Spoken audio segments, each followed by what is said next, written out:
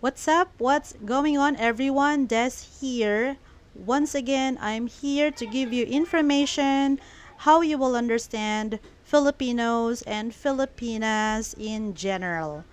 So, for today's video, I'd like to share to you the reasons why many Filipinos stay poor, can't save, and can't invest.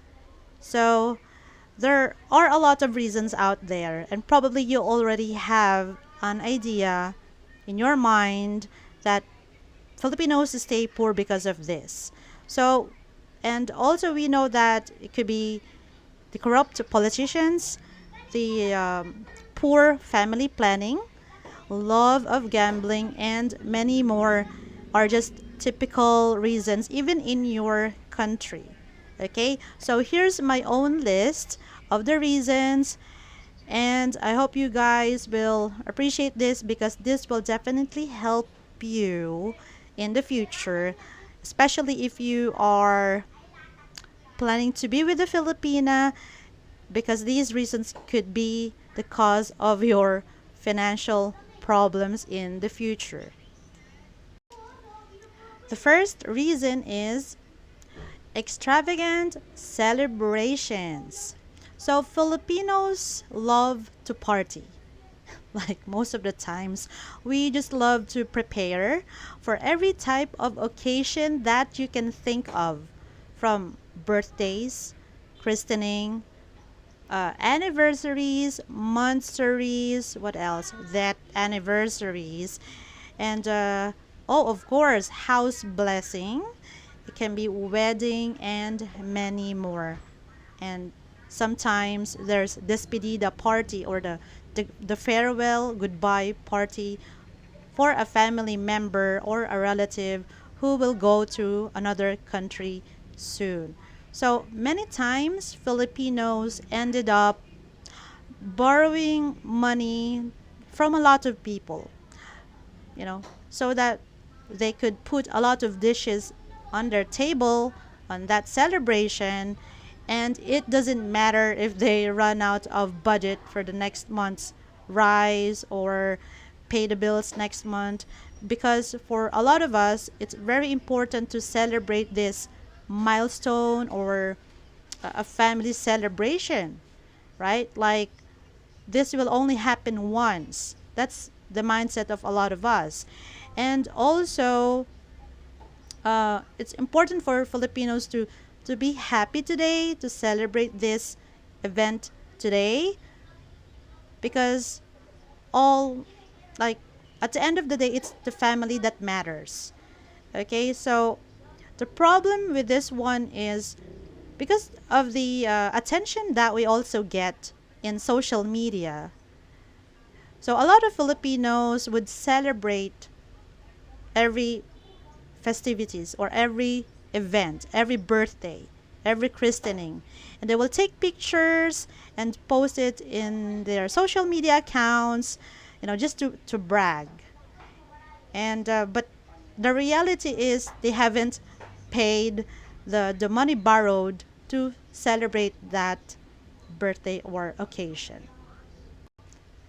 The second reason is glorifying brand names. Yes, guys, you've heard it right. Filipinos drool over pricey brands, you know, expensive brands and popular brands that you can think of, from Dolce and Gabbana, Nike, iPhone, what else? Lacoste, Adidas, Levi's, and many more. So, for a lot of Filipinos, these brands are actually self rewards. Like, oh, I've worked a lot recently. I've been a good employee. I've been persevering. I've been learning a lot. I never skip work, and this is something to reward myself. So I deserve it, right? And alongside with this is the YOLO mindset, or the you only live once. Like, I deserve this, right? And this is the purpose of my money. This is the purpose of my salary, for me to become happy. So that's That's their interpretation of self reward. Like spend something to yourself, but it was a little bit too much. And so instead of choosing the good quality items, but cheap items that you can actually find in ukay ukay, a very popular stores in the Philippines, which is also known as, yeah, the thrift stores or the second hand stores. Filipinos will flock the mall, wait for the sale day, and spend a lot, like too much, on these brands. And it doesn't matter if the water or electricity bill will get disconnected in a few days, because in our mindset, we're gonna work again. So I'm gonna work for that to pay the bill, so no problem. The third one is fiestas, or celebrating a lot of fiestas. So, guys, as a Catholic country, Philippines is hardly influenced by Spaniards. So, the fiestas are actually from the Spanish culture, and we celebrate this to honor the villages, the towns, the cities' patron saint.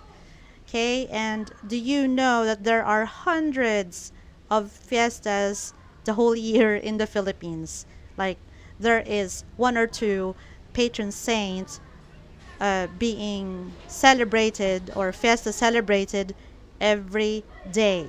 Yes, so it only means that there are endless fiestas to attend to, endless reasons to throw party at. Because even in Metro Manila, we still celebrate fiestas here. But unlike in the provinces, it's more extravagant. They really prepare for it. They have the parade, sumptuous meals. They have party. They invite people and relatives and friends. So this could be a cause or a reason of your future financial problems with your Filipina.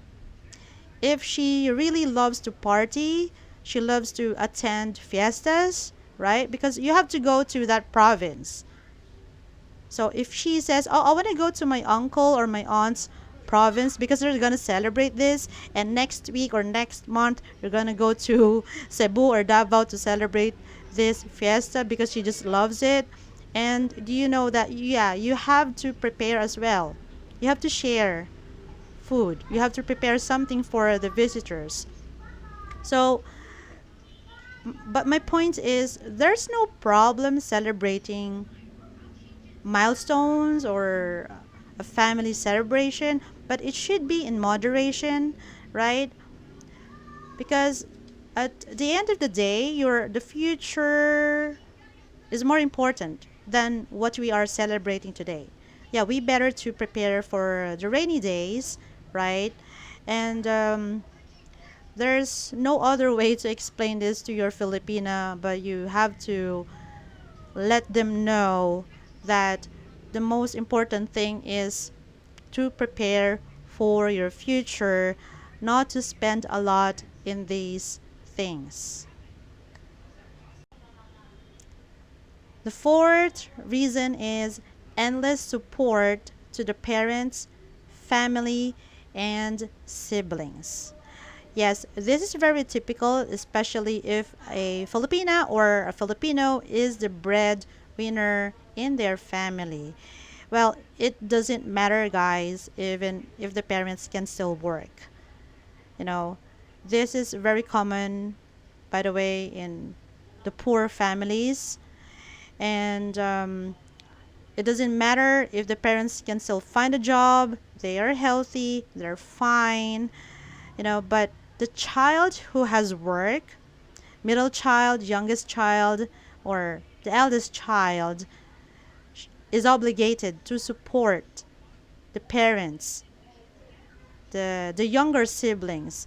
So they need to support the siblings to finish their formal education, finish schooling, um, pay for the parents' maintenance meds, which is not really a problem. But the worst case scenario is most of the time the child who has a work should still support the ate and the kuya who got kids, or the third child of the ate and kuya is on the way, and they are jobless siblings, or maybe lazy siblings, or the worst case is they are illegal drug users. You know what I mean?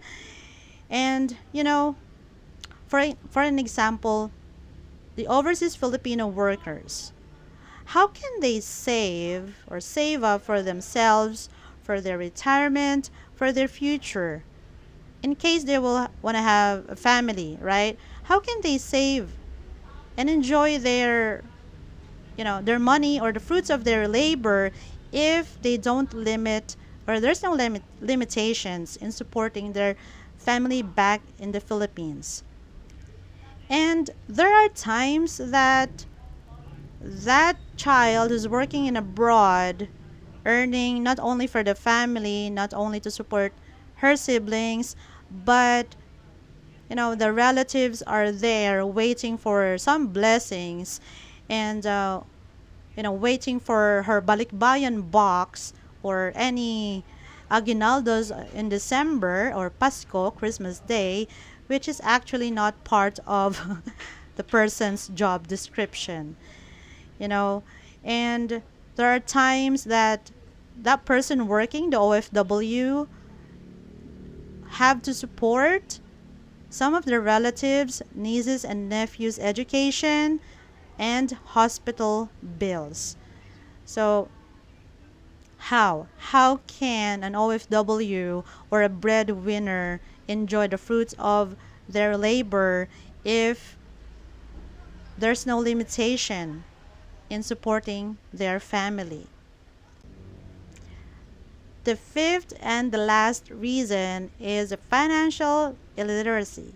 So if you have asked a Filipina if they are saving up, or if they have an insurance or an emergency fund, do not wonder anymore. Do not get surprised if she said, "Oh, no, I don't have that."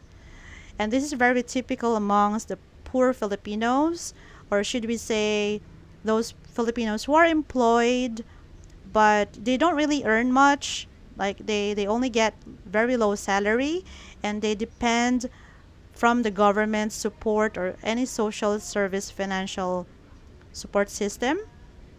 So for poor Filipinos, when you introduce them the word insurance, they're going to give you a lot of reasons. And I couldn't really blame them, because they're going to say, "What is insurance? It sounds like a scam. Like, it sounds complicated. Like, I don't know. I don't understand that. Like, isn't that only for rich people?" You know what I mean? So they don't like to open their minds to be educated, or to educate themselves on how important insurance is, how beneficial to have an emergency fund. And well, I couldn't really blame them at all if they say that my insurance or that emergency fund, it's not really important now, or I cannot really do it because I have lots of bills to pay. I support my siblings. I don't know how to do it. So they're going to give you a lot of reasons and excuses. And this is actually really scary, because imagine that uh, you haven't prepared for a medical problem that you're going to have, or her future medical problems, right? And I think it's really good to discuss this with your Filipina, because so the two of you would not struggle, would not need to borrow money from relatives to support you. And by the way, guys, this the insurance issue or the emergency fund issue is also common in many middle class Filipinos. There you go, guys. That's my list of the reasons why a lot of Filipinos stay poor, can't save, and can't invest. Well, all I can say is there's nothing wrong in celebrating a milestone, right? But it should be in moderation. Because I believe, okay, this is just my belief, too much of everything is a dangerous thing. Okay, so guys, if you have any comments, reactions, if you want to share 2 cents, or have you experienced these things with your Filipina, feel free to share them in the comment section of this video, and I would really appreciate that.